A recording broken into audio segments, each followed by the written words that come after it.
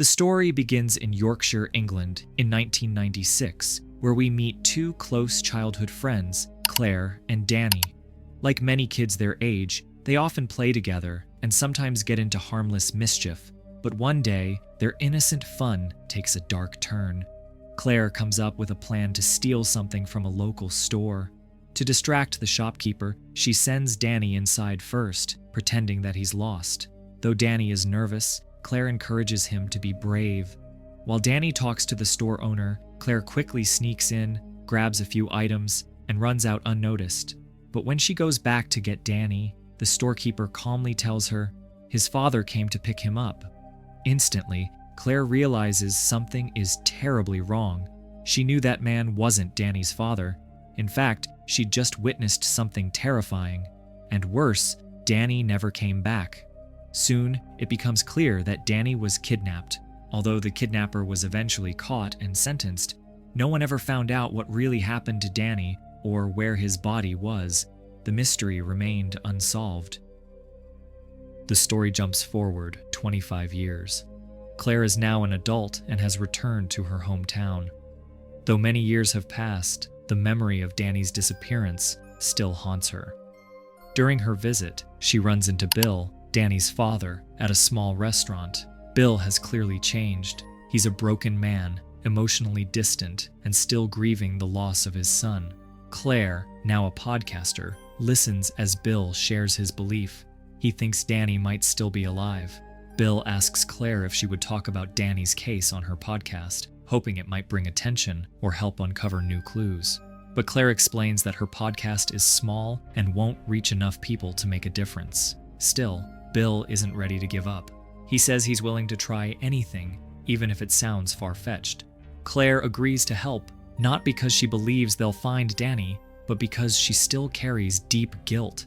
After all, it was her idea that led Danny into the shop that day. She feels responsible. Bill believes Danny's remains might be buried in the moors, a large, wild, and desolate area full of tall grass and uneven land. He somehow received information that pointed him there, though the source of that knowledge isn't yet clear. The next day, Bill introduces Claire to Liz, a local ranger who knows the moorland well. Together, they head out into the remote countryside. Claire feels uneasy. The moors are cold, empty, and eerily silent. With no one else around for miles, her childhood fears return. What if something happens to her too? Throughout the film, interviews with townspeople are shown. We hear from a retired detective named Thornley, who worked on the original case. He explains how, at the time, children were disappearing one after another. No bodies were found. People were scared to even send their kids to school. Everyone was afraid of a predator hiding in plain sight, someone who took their children without leaving a trace. Back at home, Bill shows Claire a hand-drawn map with several marked spots, areas where he's already searched for Danny's remains, including new places he still wants to explore. One specific location stands out. Claire becomes curious and decides to meet Detective Thornley herself, hoping he can help make sense of Bill's search. During their conversation, Thornley seems confused. He tells Claire that the moor Bill is searching was already thoroughly investigated back when Danny went missing. Nothing was ever found. So why is Bill focusing on that specific area again? Thornley lays out several overlapping maps, revealing that the moor is much larger than it looks. Bill has only been searching a small section of it. Claire returns home still puzzled. That's when she sees someone visiting Bill, a man named Alex, holding a pendulum. Claire watches as Alex lets the pendulum swing over the map. It begins to move, slowly coming to a stop over a particular location. Bill immediately marks it. When Claire asks Bill who Alex is, he says only that Alex is a friend helping out. Claire doesn't push for more answers, but it's clear something unusual is going on, and Claire begins to feel uneasy. The next day, Bill, Claire, and Liz set off into the moors again. This time, Claire brings a GoPro camera to record everything. As they travel deeper, the atmosphere grows more unsettling. Claire notices two sheep staring directly at them, unmoving, an unnatural behavior that leaves her unsettled. The three of them had been searching in the moor for a long time. Then, Claire felt something, and started walking in a direction. She reached a spot where she found a child's shoe. Bill and Liz also arrived while looking for her. Bill quickly put the shoe into a plastic bag to keep it safe. But on their way back, Claire starts to panic. The tension, the isolation, and the memories from her childhood are overwhelming. She wants to leave immediately. Thankfully, they make it back to the road safely. Later, we see Bill at the police station, trying to reopen Danny's case. He presents the shoe, hoping it will be considered new evidence, but the officer tells him it's not enough. There's no DNA, no proof the shoe was recently uncovered, and no reason to reopen the investigation. Bill is devastated. Meanwhile, the film shows archived interviews from years ago. Locals recall the time the kidnapper was caught. While the community was relieved, there was still fear and confusion. What had he done with the children? Why were no bodies ever recovered? Police never released the man's photo, and though he was sentenced to 25 years, some suspected the investigation was flawed. Maybe that's why he didn't receive the death penalty. Later, Claire returns to the Moors with Bill and Liz. While they're exploring, Bill and Liz suddenly vanish. Claire hears a faint sound and turns around, and finds herself standing in the alley behind the same shop where Danny disappeared years ago. Everything looks just as it did in 1996. She sees a child that looks like Danny standing alone. Suddenly, a dark figure approaches him. Claire realizes this must be the kidnapper. Terrified and crying, she runs toward the boy to save him, but then wakes up. It was just a dream. A few days pass. With no help from the police, Bill decides to return to the Moors, determined to keep searching. But this time, before heading out, he meets with Alex again, hoping he can use his abilities to pinpoint exactly where to search next. Alex explains that he has already helped as much as he can. From Claire's perspective, the whole thing starts to feel like a scam. She wonders if Alex is just pretending to help in order to take advantage of Bill. But then, Claire is surprised to learn that Alex isn't charging anything at all. Whatever he's doing, it's not for money. During a tense conversation between Bill and Alex, a new truth comes out. Alex's daughter, Eleanor, is even more powerful than he is. She has stronger psychic abilities, but using them can severely weaken her. That's why Alex has kept her away from all this. But Bill has already gone around Alex. He has called Eleanor without his knowledge, and she's agreed to help. Alex is upset, but Eleanor is firm. She believes she can assist and wants to try, even if it puts her at risk. Soon after, Eleanor arrives with her pendulum. At first, nothing happens, but when she touches Danny's old shoe, the pendulum suddenly starts spinning on its own, then comes to a stop at a specific location on the map. Bill marks it immediately. It's now their new target. But the process drains Eleanor. She looks pale and exhausted. Her father, concerned, tells her to start counting numbers out loud, a method that keeps her grounded in her own mind and prevents her from getting lost in the spiritual realm. It's clear these powers come with a cost. Eleanor had warned earlier, whenever she uses her psychic abilities, her mind connects to another realm, a place that's hard to escape. If she stays there too long, it can become dangerous. That's why Alex never wanted her involved. He tells her not to return to the Moors, but Eleanor insists. She believes helping Bill is the right thing to do. The next day, the group, Bill, Claire, Eleanor, Alex, and Liz, sets out again. On the way, Eleanor tells Claire that she can feel it in her bones. The Moor doesn't want them there. As they approach the location, Eleanor suddenly hears a voice. A frightened little girl crying out. No one else hears it. Eleanor tries to calm the voice, asking who she is. The girl replies, I don't remember anything, just darkness. Moved by this, Eleanor becomes emotional, but moments later, the voice fades into silence. Suddenly, Eleanor breaks into a run. The others follow her until she suddenly falls into a hidden pit. Alex rushes to her side. Eleanor is unconscious, still trapped in that other world.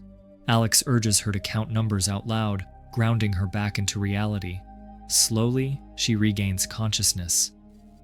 Meanwhile, Bill starts digging near the pit, feeling strongly that there's something there. As he digs, the wall of earth nearby collapses, revealing something horrifying. A child's skeleton, buried in the dirt. Everyone is shaken. It's not Danny, but another missing child, a tragic confirmation that the Moor hides more than just one secret. Soon after, the police return to the site. Old cold cases are reopened, and a formal investigation begins into the buried bodies hidden in this cursed land. 4 weeks have passed since the discovery of the buried girl in the moor, yet Claire is still haunted by nightmares. The horror hasn't left her, and neither has the guilt. During a quiet conversation with Eleanor, she learns something disturbing. The girl's body they found was never reported missing. It wasn't even from that area. Someone had moved her body and buried it in the moors. The implications are chilling. Meanwhile, Bill is growing exhausted. He has been searching for decades, and though the police are now officially involved, there's still no sign of Danny. Despite everything, Bill clings to a single belief: Danny's body is still out there, buried somewhere in the moor. All he wants now is to find his son, just to see him one last time, and finally be at peace. One day, Bill and Claire visit Eleanor again, desperate for answers. Eleanor reveals something personal. A spirit named Thomas has always watched over her. He protects her when she's in danger and has guided her through many spiritual journeys, but she cannot speak to him directly. To do that, she must allow Thomas to temporarily take control of her body. Bill tells her that he wants to know if Danny is buried among the same bodies in the moor. His gut tells him that all the children were taken to the same place. If they can find where the others were hidden, they can find Danny too. Eleanor agrees. She prepares herself and begins the ritual to connect with Thomas. Soon, Thomas speaks through Eleanor. His tone is calm but heavy. When Alex asks about the missing children, Thomas explains, "The children have gone silent. They are trapped in darkness now." Bill asks the question he's been holding back for years: "Is Danny there too?" Before Thomas can give a clear answer, something strange happens. The map on the table suddenly becomes wet, as if soaked by an unseen force. The pendulum spins wildly before stopping at a single location. That's where they must go. Without hesitation, Bill decides to head out immediately. Alex warns him it might not be safe, but this time, Claire speaks up too. She says she wants to go. "Danny needs us," she tells them. Once again, the group sets out. Bill, Claire, Eleanor, Alex, and Liz. This time, their journey takes them deeper into the moor than ever before, and they know they'll need to spend the night there. As they walk, they pass huge ancient stones, each carved with strange markings. According to local belief, these symbols date back to the Stone Age, a sign that rituals had been taking place here long before any of them were born. Soon, heavy rain begins to fall, forcing the group to set up tents and take shelter. As they wait inside, Eleanor warns the group, "Thomas doesn't want to be here. There's something dark in this place. It doesn't want us to stay." Tension builds. A small argument breaks out between Bill and Alex, and Bill storms out of the tent in frustration. Liz follows him, trying to calm him down, but out in the darkness, Bill spots something, a figure moving in the distance. He takes off running, chasing it into the night, but ends up sinking into a muddy bog. Liz pulls him out, but by the time they recover, they've wandered far from camp. Back in the tent, Alex steps outside for a moment, leaving Claire alone with Eleanor. As they wait, Eleanor suddenly asks Claire a personal question. "Bill, he's so rough. How can you stand by him?" Claire pauses before answering. She explains that Bill wasn't always this way. The day Danny was taken, Bill had been yelling at the police, at neighbors, at everyone. Claire had been terrified of him, but when he saw her, he didn't shout. He simply hugged her and asked, "Are you okay?" That moment changed everything. It made Claire realize that Danny's disappearance wasn't her fault. Bill never blamed her. He had just broken. Before they can continue, Alex returns to the tent, but something is off. His behavior is strange, his expression vacant. Suddenly, Eleanor screams, "Thomas is gone. A doorway has opened." Her voice echoes in panic. Bill and Liz hear the scream and rush back, but what they find terrifies them. Eleanor is no longer herself. She's possessed. Eleanor's eyes are blank. Her voice changes. Her body shakes violently. She can't bring herself back. She pleads with Alex to help, but Alex just stares at her. Then, blood begins to drip from Eleanor's eyes. Whatever spirit or force has taken over her, it's not Thomas. It's something far more violent, far more ancient. The others can only watch in terror as Eleanor fights against the entity inside her, unable to break free. As Eleanor convulses on the ground, her body overtaken by a violent force, Liz grabs her phone to call for help. But instead of reaching emergency services, a strange voice answers on the other end, one that calmly says, "No one can help you now." Everyone freezes in terror. Eleanor screams, her body writhing in pain as if something inside her is tearing her apart. Unnatural voices echo from deep within her, overlapping and whispering things no one can understand. And then, Bill hears something chilling, the voice of Danny calling to him. Panicked and confused, the group runs out of the tent, the moorland around them shifting and breathing, as if the earth itself is alive. Moments later, Eleanor collapses unconscious.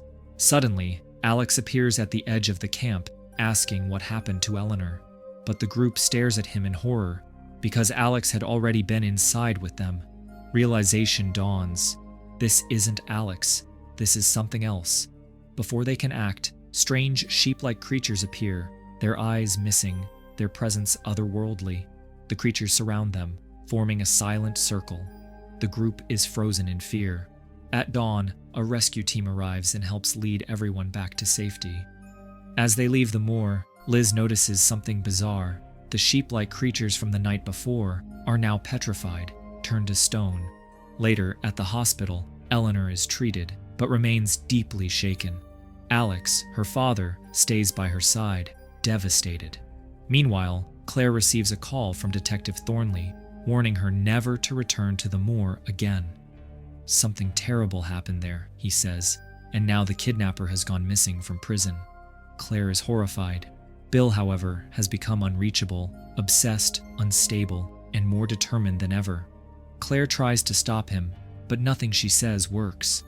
The next day, she leaves him and returns home, finally recording an episode on her podcast to tell the whole story, everything she's seen and survived. In the film's final moments, we're shown GoPro footage from Claire's camera, recorded during their last night on the moor. It reveals the horrifying truth. That night, when the others were asleep, Bill forcibly took Claire back out to the ritual site, led by a voice only he could hear. The voice promised him, "If you give Claire as a sacrifice, your son will be returned to you. She was meant to disappear that night, not Danny." Claire begs him to stop. Tears stream down her face as she pleads, "Your son is gone. This won't bring him back." But Bill refuses to listen. He believes this is the only way. In the footage, we see Bill throw Claire into the bog, the same cursed swamp where countless children were buried. As she sinks, ghostly hands rise from beneath, pulling her down. Her screams are swallowed by the earth. And then, in the final image, we see a boy walk out of the darkness toward Bill. It's Danny, or at least, it looks like him. Bill believes the dark force buried in the moor demands a cost. He sacrifices Claire in a final, desperate ritual, possibly opening a path for Danny's return. But whether that return is real or delusional remains deeply ambiguous. The film leaves us questioning if the supernatural is real, or if it's all the tragic outcome of a grieving father's broken mind.